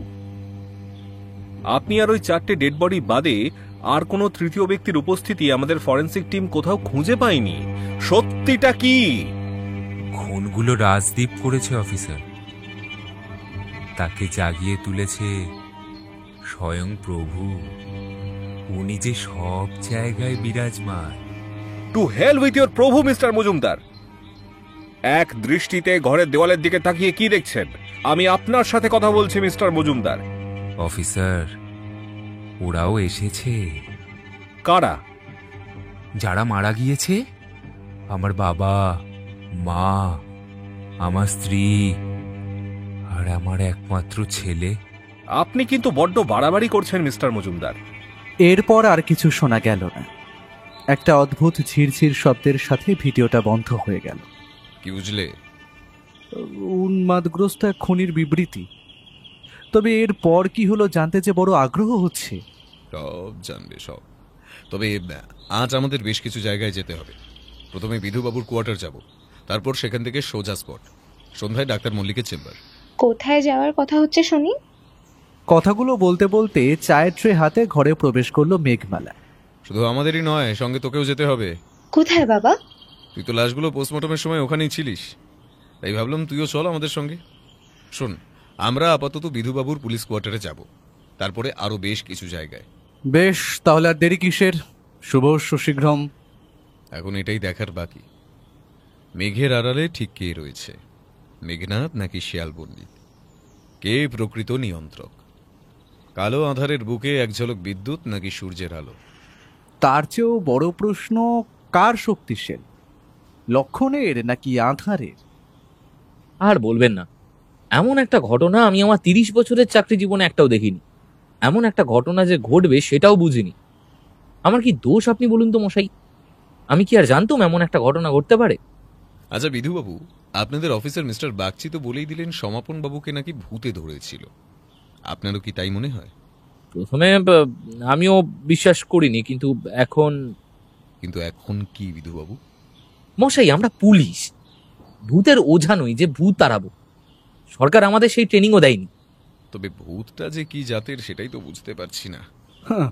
ভূতের আবার জাত আছে বুঝি? হ্যাঁ আছে বই কি, আলবাত আছে। তবে সেই ব্যাপারে বিস্তারিত জানার আগে আমি বিধুবাবুকে কিছু প্রশ্ন করতে চাই। আচ্ছা বিধুবাবু, যেদিন সমাপনকে ওর বাড়ি থেকে গ্রেপ্তার করা হয়েছিল, ওই দিন কি আপনি টিমের সঙ্গে ছিলেন? কারণ কেসটা শেক্সপিয়ার থানার আন্ডারে পড়ে, তাই স্বাভাবিকভাবে তাদেরই প্রথমে তদন্ত শুরু করার কথা। এরপর এই কেস উঠে আসে লালবাজারের হাতে। কথাটা আপনি ঠিকই বলেছেন, তবে ওই দিন শেক্সপিয়ার সরণির থানার তদন্তকারী পুলিশের টিমটা ওখানে পৌঁছে এমন একটা ঘটনার মুখোমুখি হয়ে আমাদের সাথে যোগাযোগ করেছিল। এরপর আমরা স্পটে পৌঁছে যে দৃশ্য দেখি সেটা আমি সত্যি কখনো ভুলবো না। লোকটা ঠায় হুইল চেয়ারে বসে রয়েছে, স্টাডি রুমের মেঝেতে দুটো গলে যাওয়া লাশ, ঘরের ভেতরে বিছানায় আরো দুটো লাশ, তাদের শরীর জুড়ে ভনভন করে উড়ে চলেছে মাছি, চারদিকে জমাট বাঁধা চাপ চাপ কালো রক্ত, কালো পোকার দল মৃতদেহ খুবলে খাচ্ছে। সে যেন নরকের ভয়াবহতা অজিতেশ বাবু। এদিকে সমাপন বাবু উন্মাদের মতো পাতার পর পাতা জুড়ে শুধু একটাই কথা লিখে চলেছেন। 1 মাস ধরে পাতার পর পাতা জুড়ে একটাই কথা? হ্যাঁ, ডায়েরিতে যে 1 মাস আগের তারিখ দেওয়া ছিল, হিসাব করলে সেই তারিখের পর থেকে ধরা পড়ার আগে পর্যন্ত শুধু একটাই কথা বারবার লিখে গিয়েছেন। কি কথা বিধুবাবু? পোশাক উন্মোচন করে পোশাক উন্মোচন করে করলাম। আত্মাকে স্বতন্ত্র করলাম, বাকিটা যে প্রভুর হাতে। উনি জন্ম মৃত্যুর মধ্যবর্তী দ্বারে দাঁড়িয়ে থাকা একজন রক্ষক, যিনি মৃত শরীরের হৃৎপিণ্ডের ওজন নির্ণয় করে তাদের গতি দান করেন। তিনি আত্মাকে সঠিক উপায়ে সঠিক দেহে স্থানান্তর ঘটান। তবে তার জন্য দীর্ঘ সময় অপেক্ষা করতে হয়, সময় লাগে। হতে পারে 1 আলোকবর্ষ বাদে আবারও আমাদের দেখা হবে, কিংবা ইহলোকে অন্য কোনো এক স্থানে, অন্য কোনো রূপে। ঠিক ততদিন আমি অপেক্ষা করব। আমি জানি তারা আসবে, তারা ঠিক ফিরে আসবেই। প্রভু আমাকেও বিনিময়ে দান করবেন অমরত্ব।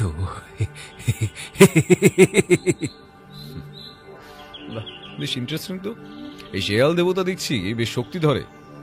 তবে সে ঠিক কে, কিংবা এই হত্যা রহস্যকে সমাপনের ভাষায় তার উপর থেকে অদৃশ্য ভ্রমের জাল মুক্ত করে মুক্তি দিতে হবে যে বিধুবাবু। চলুন একবার স্পটে যাওয়া যাক। কিন্তু আমি যে সাসপেন্ডেড। ভয় নেই বিধুবাবু, মিস্টার বাগচি নিজে আমায় এই কেসটা আনঅফিসিয়ালি হ্যান্ডেল করতে বলেছেন, তাই যে কোনো রকম সাহায্য করতে তিনি প্রস্তুত। এমনকি আপনি থাকলেও কোনো ক্ষতি আমি আপনার হতে দেব না। এই ঘটনার শেষ আমি দেখবই। চলুন, আর দেরি করা ঠিক হবে না, কাজ যে অনেক বাকি।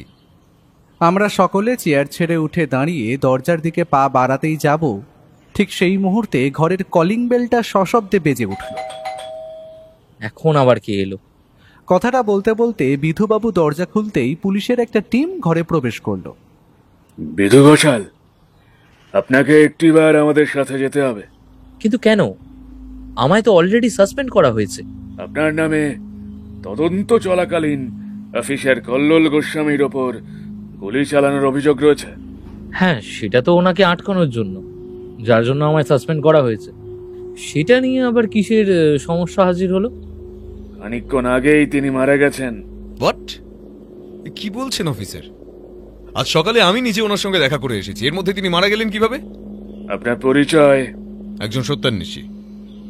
আপনি বোধহয় নতুন এসেছেন, তাই না অফিসার?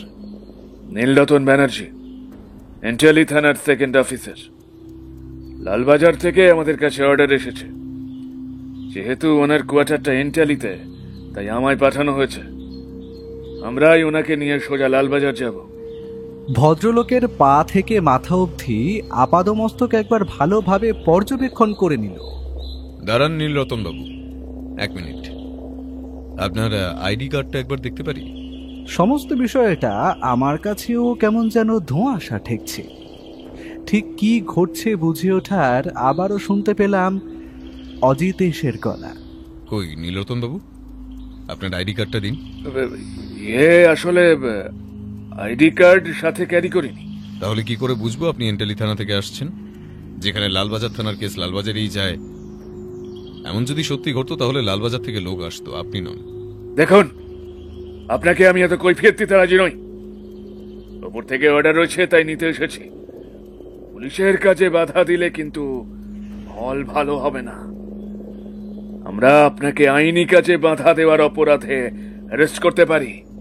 আমিও তো সেটাই চাই, তবে তার আগে আমিও দেখতে চাই আপনারা কত দূর বাড়তে পারেন। ঠিক আছে, আপনারা দুজনেই চলুন, দেখি আপনি কত বড় হনু। একজন কনস্টেবল এগিয়ে এসে ওকে ছুতে যাবে, ঠিক সেই মুহূর্তে এক অবিশ্বাস্য ঘটনা ঘটল। ও সেই উর্দিধারী কনস্টেবলের হাতটা ধরে সজোরে পেছন দিকে মুড়ে দিল। এটা আপনি কি করলেন?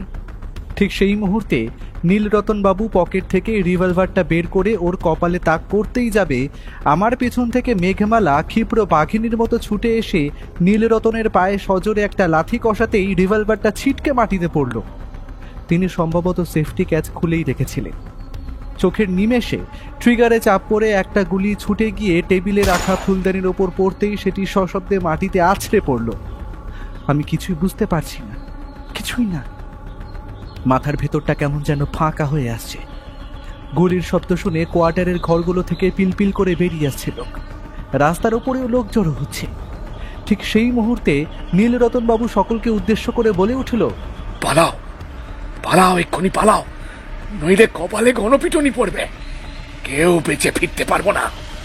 নীলরতন সহ পুলিশের গোটা দলটা দুদ্দার করে খোলা দরজা দিয়ে বাইরে বেরিয়ে গাড়িতে উঠেই ইঞ্জিনে স্টার্ট দিয়ে রাজপথের ভিড়ে মিলিয়ে গেল। ব্যাপারটা কি হলো? আমারও সেই একই প্রশ্ন। মেঝেতে পড়ে থাকা রিভলভার সযত্নে রুমাল দিয়ে হাতে তুলে নিয়ে বন্দুকটা নেড়ে চেড়ে বলল, এই রিভলভারের লাইসেন্স রেজিস্টার্ড করা হয়েছে বলে তো মনে হয় না, কারণ ছদ্মবেশী পুলিশকে কেই বা লাইসেন্স দেবে? ছদ্মবেশী? হ্যাঁ। আর বিধুবাবু, আপনিও দেখছি ঘাবড়ে গিয়েছেন, বুঝতে পারেননি নিশ্চয়ই? না, কিন্তু আপনি কিভাবে? দাঁড়া করে পুলিশের পোশাক পাওয়া যায়, কিন্তু কাঁধের তারা না, সেগুলো অর্জন করতে হয়। নীলরতন বাবুর ইউনিফর্মে কাঁধের কাছে কোনো স্টার দেখতে পেয়েছিলেন? সেটা তো খেয়াল করিনি। একজন এত বড় মাপের মানুষ মারা গেল, অথচ এর কোনো খবর হলো না।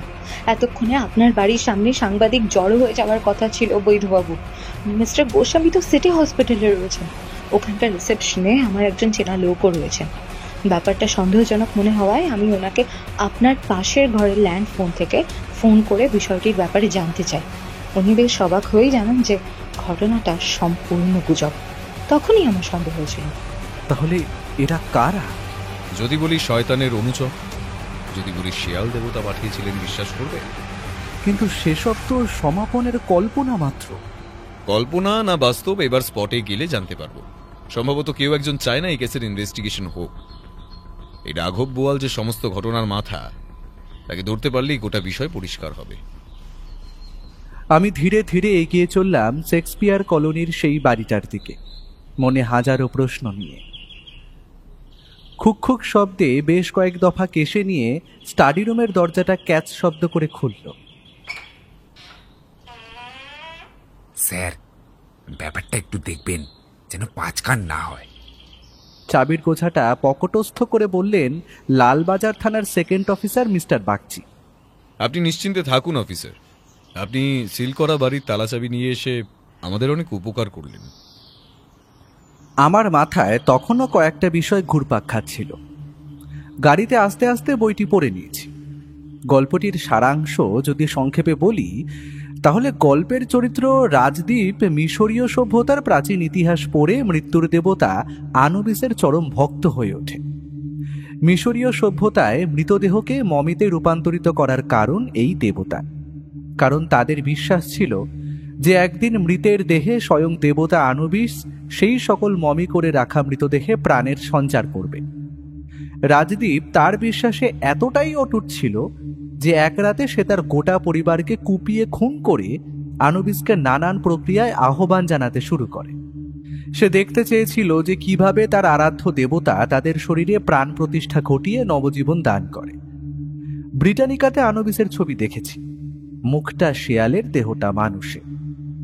গল্পের শেষটা ভয়ঙ্কর। তারা বেঁচে ওঠে, তাদের পচা গলা মৃত শরীর থেকে ঝরতে থাকে মাংস। এতক্ষণে কবিতার মানেটা খানিকটা বুঝতে পেরেছি বটে। মেঘের আড়ালে বজ্রপাত, অর্থাৎ দেবতার আবির্ভাব ঘটেছে। শেয়াল দেবতার মুন্ডুপাত, অর্থাৎ এখানে শেয়াল দেবতাকে সকল মৃত্যুর জন্য দায়ী করা হচ্ছে। সাধকের ঘরে দাঁত কপাটি, লাশের ওপর পড়ল লাশ, অর্থাৎ লাশের ভিড়ে সাধকের ভিমড়ি খাওয়ার জোগাড়। কে যে দোষী বুঝতে গেলে মনে রেখো অপরাধের ধারাপাত। অপরাধ তো একটা ঘটেছে, তবে সেটা স্বেচ্ছায় নাকি অন্যের ইচ্ছায় সেটাই দেখার বাকি। তুমি আজকাল মাইন্ড রিড করতে পারো নাকি? নইলে আমার মনে মনে আওড়ানো কবিতার পরের লাইনটাই সে কেন বলল? মাইন্ড রিড করাটা আমার কম্য নয় ভাইয়া, তবে আনমনে এতক্ষণ তুমি যেটা ভেবে চলেছিলে সেটাই নিজেরই অজান্তে আমার পাশে দাঁড়িয়ে থেকে বিড়বিড় করছিলে, তাই আমার কানে এসেছে। স্টাডি টেবিলের ওপর থেকে একটা বই হাতে তুলে নিতেই একটা ছোট স্ট্যান্ড ফ্রেমে বাঁধানো ছবি ঠকার শব্দেই টেবিলের উপরে পড়ল। Family photo. ছবিতে খুব সম্ভবত সমাপনবাবু তার ছেলেকে কোলে নিয়ে বসে রয়েছে। পাশে ওই সুন্দরী ভদ্রমহিলাকে দেখেই মনে হচ্ছে ওনার স্ত্রী। তার পাশে ঠিক একজন বৃদ্ধ, আর তার হাত চেপে ধরে রয়েছেন এক বৃদ্ধা। বৃদ্ধাকে দেখে মনে হলো যৌবনে উনি বেশ সুন্দরী ছিলেন। আমায় ওই ছবির দিকে একদৃষ্টিতে চেয়ে থাকতে দেখে বিধুবাবু বলে উঠলেন, উন্মাদ না হলে নিজের পরিবারকে কেউ এইভাবে শেষ করে? সমাপন বাবু, ওনার স্ত্রী মালবিকা, তাদের ছেলে কমলাক্ষ এবং সমাপন বাবুর বাবা হরিহরণ মজুমদার এবং ওনার স্ত্রী শুভ্রা সবকটাকে একেবারেই শেষ করে দিল মশাই। কিন্তু যদি তারা আবারও বেঁচে ওঠে তাহলে কি হবে বিধুবাবু? দেখুন মশাই, খামোখা মস্করা করবেন না। এমনিতে যা সব ঘটছে, সরকারি পক্ষের গোয়েন্দা কল্লোল গোস্বামী যথেষ্ট বিচক্ষণ ব্যক্তি। উনি জিজ্ঞাসাবাদ করার সময় এমনটা করলেন কেন? মাইন্ড ম্যানিপুলেশন মেঘ। কল্লোলবাবুর সঙ্গে আমি সকালে দেখা করে সবটা তার মুখ থেকে শুনেছিলাম। একই ব্যক্তির মুখ থেকে কখনো নারী কণ্ঠ, কখনো বাচ্চা ছেলের, আবার কখনো বৃদ্ধার কণ্ঠ। এগুলো মোটেই স্বাভাবিক নয়। আচ্ছা, তোদের ক্লাসে হিপনোসিসের ব্যাপারে পড়িয়েছে? হ্যাঁ বাবা, হিপনোটিজম করে মানুষকে নিজের বশে আনা যায়, আমি জানি। ঠিক তাই, কল্লোলবাবুও এই হিপনোটিজমের শিকার। শুধু তিনি একাই নন, বরং গোটা ইউনিট। তবে তাকে হিপনোটাইজ সমাপন বাবু করেননি, তার সেই ক্ষমতাও নেই। তবে খুব সম্ভবত তাকে কেউ করেছে, সে যে কারোর দ্বারা চালিত। সেটা কিভাবে সম্ভব? যখন একটি বা দুটি মানুষ ধরো বিশ্বাস করলো যে এই বাড়িতে ভূত রয়েছে, খবরটা গোটা পাড়ায় রটে গেল। এবার এই ভূতের নির্দিষ্ট কোনো রূপ নিয়েও কিছু না কিছু রটল। এরপর এই বাড়িতে যারাই আসবে তারা কিন্তু সেই বহুল চর্চিত ভূতুরের রূপের দেখা পাবেই পাবে। এভাবে মানুষ নয়, বরং প্রকৃতি এবং পরিবেশ আমাদের মনে ধাঁধা লাগায়। ঠিক যেভাবে একদল পথিক মরুভূমির বুকে জলাশয় দেখতে পায়, ডাক্তারি পরিভাষায় যাকে অপটিক্যাল ইলিউশন বলে আর কি। কল্লোলবাবুকে সমাপনের কথাগুলো প্রভাবিত করেছিল। দৃশ্যপট ইউনিটের গোটা দলটাকে একইভাবে প্রভাবিত করেছিল। ফলে তারাও সমাপনের কণ্ঠ পরিবর্তিত হতে দেখেছে। জাদুকররাও ঠিক একইভাবে মানুষদেরকে এটা বিশ্বাস করান যে তারা যা দেখছে সবটাই জাদু। এখানেও তাই শূন্য থেকে শূন্য জুড়ে বিলীন আধারের সম্রাট, অর্থাৎ এখানে সেই সম্রাট অর্থাৎ নিয়ন্ত্রক আড়ালে মিলিয়ে যাচ্ছে। সে লুকিয়ে পড়ছে, পড়ে রইল এক, অর্থাৎ যাকে খুনি হিসেবে আমরা সকলেই চিনি, সমাপন। হ্যাঁ, সমাপন। এইবার কবিতার শেষের লাইনগুলো মেলানোর পালা। তবে তার আগে আমি তোমায় কিছু বলতে চাই, অপরাধ নিও না। বলো। তুমি কবিতাটা মনে মনে আওড়াচ্ছিলে, মুখে কিছুই বলনি। সেই একই সময় আমিও তোমার সেই কবিতার পরের লাইনগুলোর মানে খুঁজছিলাম। সবটাই কাকতালীয়। তবে আমি তোমায় এটা বিশ্বাস করাতে সমর্থ হয়েছি যে তুমি নিজের অজান্তে কবিতাটা মুখে বিড়বিড় করছিলে। এখানে আমি তোমায় আমার কথার চালে বোকা বানিয়েছিলাম। ঠিক এই কারণে সম্ভবত কল্লোলবাবু ঘাবড়ে গিয়ে এমন একটি কাজ করতে যাচ্ছিলেন, কিন্তু তাকে বাঁধা দিতে গিয়ে বেচারা বিধুবাবুর হাত থেকে গুলি বেরিয়ে তাকে অযথা হয়রানির মুখে ফেলে দিয়ে গেল। এবার শেষ চালটা চালতে হবে, হাতে বেশি সময় নেই। মিস্টার বাগচি, আপনি ডাক্তার মল্লিককে লালবাজারে ডেকে পাঠান। বলবেন তিনি যেহেতু সমাপনের অ্যাক্সিডেন্টের পর তার কাউন্সেলিং করেছিলেন, তাই ওনাকে আপনাদের বিশেষ প্রয়োজন। এইবার একটা খেলা হবে, ভারী মজার খেলা। তারা আসবে, প্রভুও আসবে, এমনকি রাজদীপ সশরীরে দেখা দেবে।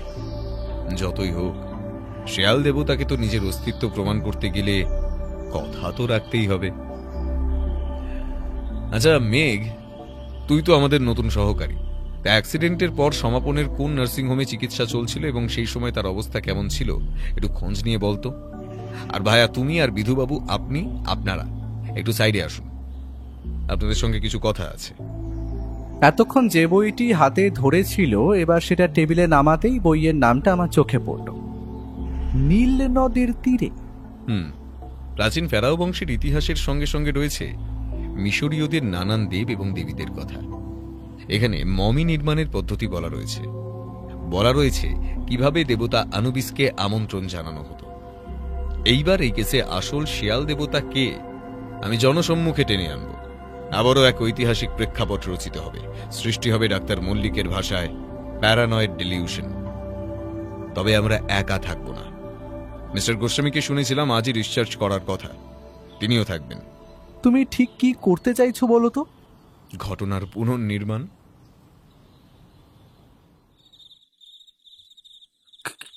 কে কে ওখানে? অন্ধকারে কে দাঁড়িয়ে? এই সামনে এসো বলছি। খাট থেকে এক হাতে হুইল চেয়ারটা সামনের দিকে টানার চেষ্টা করতেই অন্ধকারের বুক চিরে দুটি কালো হাত হুইল চেয়ারটা সজোরে সামনের দিকে ঠেলে দিল। ঘর ঘর শব্দ করতে করতে হুইল চেয়ারটা আছড়ে পড়ল ঠান্ডা গারদের মেঝেতে। কোথায় যেন মুখ দিয়ে একটা গো গো শব্দ হয়ে চলেছে। কেউ যেন কোনো এক বিশেষ ব্যক্তির মুখ সজোরে চেপে রেখেছে। একটা হাড় হিম করা মেয়েলি কণ্ঠের খিলখিল হাসির শব্দ ছোট্ট এই জেলের ঘরটা জুড়ে ছড়িয়ে পড়ল। কে কে ওখানে? আমার হুইল চেয়ারটা কে ঠেলে দিল? হ্যাঁ হ্যাঁ, কে কে এমন ভাবে হাসছে? সমাপন, সমাপন, আমি এসেছি। আমি ফিরে পেয়েছি এক নতুন দেহ। আমার যে নবজন্ম ঘটেছে। মালবিকা, তুমি?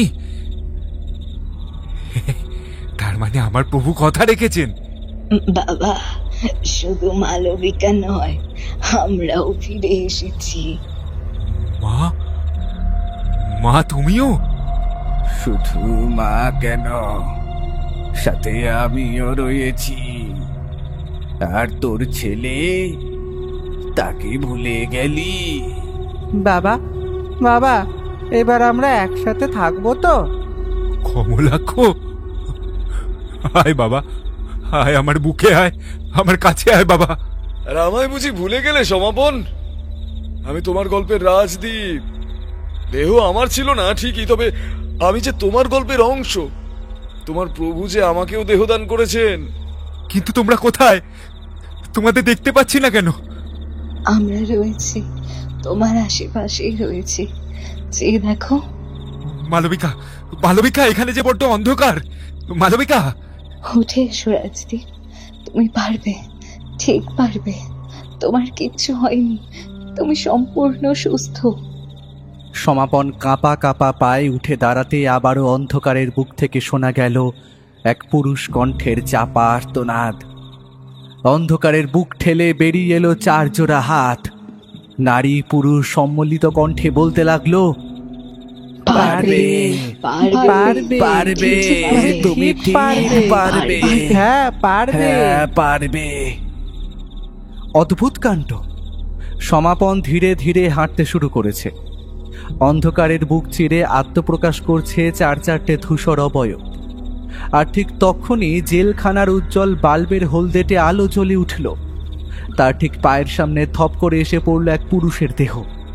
সমাপন চমকে 2 পা পিছিয়ে গিয়ে তার দিকে তাকিয়ে বলে উঠল, এ কি ডাক্তারবাবু, আপনি? আমরাও আছি সমাপন। এই যে আমার বন্ধু, উনি তোমার বাবা হরিহর, আর ওই যে তোমার মৃতা স্ত্রী মালবিকা, এবং একই সঙ্গে তোমার মা শুভ্রা দেবীও বটে। তবে আফসোস, ও আমার মেয়ে মেঘমালা। আর তোমার ছেলে তোমার ছেলে কমলাক্ষ, তারও তো নবজন্ম ঘটেছে নাকি? ওই দেখো দেখো তো, চিনতে পারো কিনা?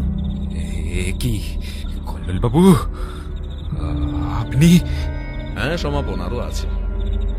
তোমার প্রভুকে দেখবে না? উঠুন। এক হ্যাচকা টানে অজিতেশ দাঁড় করালো ডাক্তার দিবাকর মল্লিককে। তাকে উদ্দেশ্য করে বলে উঠল, কে যে দোষী বুঝতে গেলে মনে রেখো অপরাধের ধারাপাত।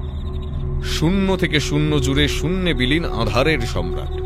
রইল পড়ে আরো এক, বলো তো দেখি কে সেই দোসর, যার সমাপ্তি হলেও রয়ে যাবে তন্দ্রার রেশ। কে ডাক্তারবাবু? অপরাধের ধারাপাতে লক্ষণের মতো শক্তিশাল নিক্ষেপ করে প্রকৃতই আপনি মেঘনাদ বধ করেছেন।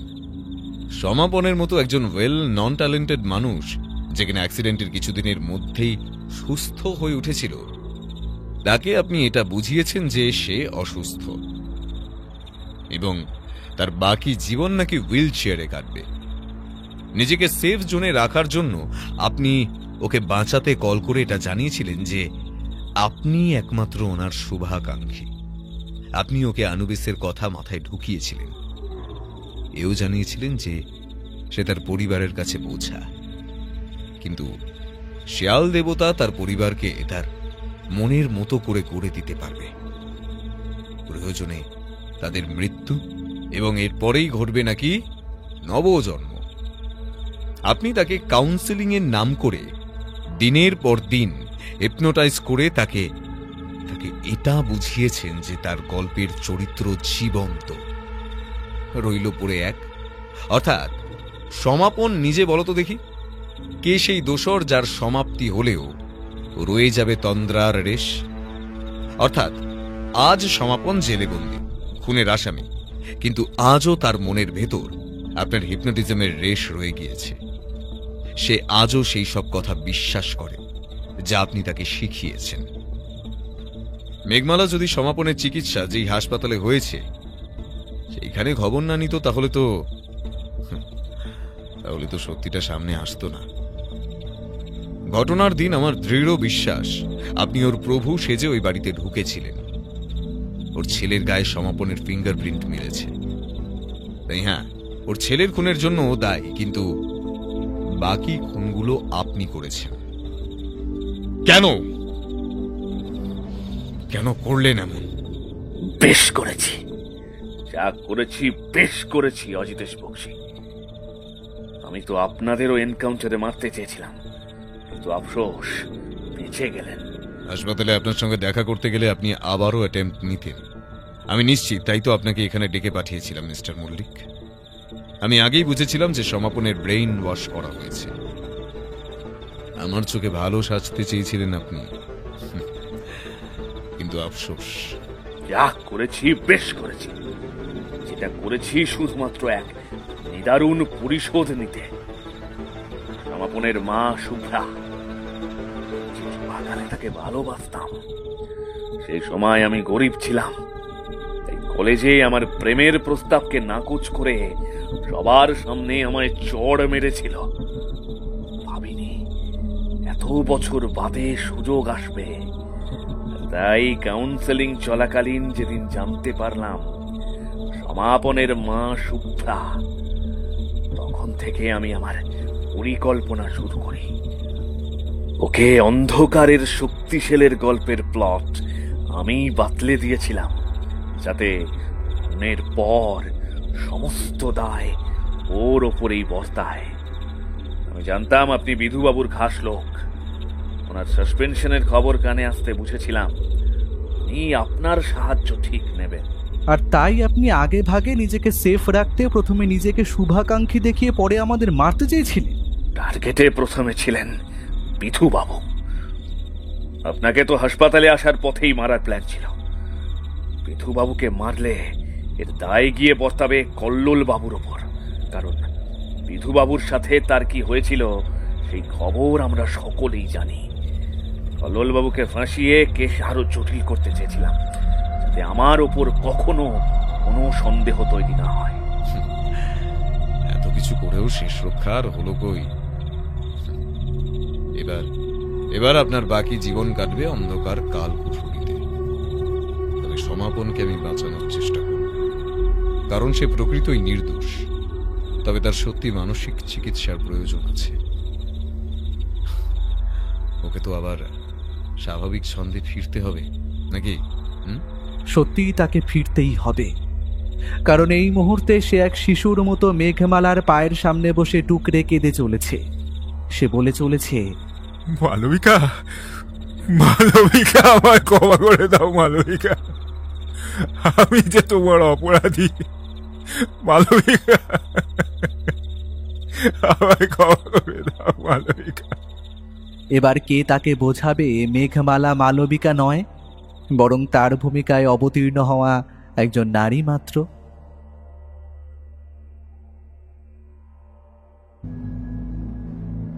আপনারা এতক্ষণ শুনছিলেন লেখক আর্য রায়ের কলমে গোয়েন্দা মৃত্যু খনন রহস্য। গল্পটা আশা করি আপনাদের খুব ভালো লেগেছে। আর খুব বেশি ভালো লাগলে আমাদের গল্পের আসরকে সাবস্ক্রাইব করতে ভুলবেন না, কিন্তু না, জোরাজুরি নেই, ভালো লাগলে তবেই। তাহলে সবাই খুব ভালোবাসা নেবেন আর খুব ভালো থাকবেন। আজকের মতো গল্পের আসর সাইনিং অফ।